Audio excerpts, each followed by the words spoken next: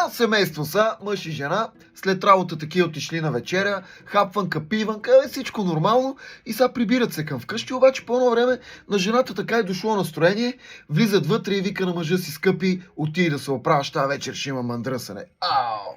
Нашия умрел такъв от кеф, влиза в банята, почнало се бръснене, оформя бради, къпе се такъв, гаргара, готов, изпанал се на струна. Излиза такъв и я гледа, тая лежи. А тя го поглежда и му вика: знаеш ли, размислих, ще спя тази вечер. Той полудел такъв, ама си легнал. И сега на другия ден нашия на кръчма пие, ама напил се на свиня, едва му гледа. Прибира се направо болен.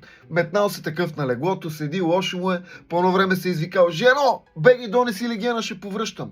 Тая нашата търчи към банята, връща се с легена и го гледа, а той по едно време такъв и казва: знаеш какво, размислих, насрах се.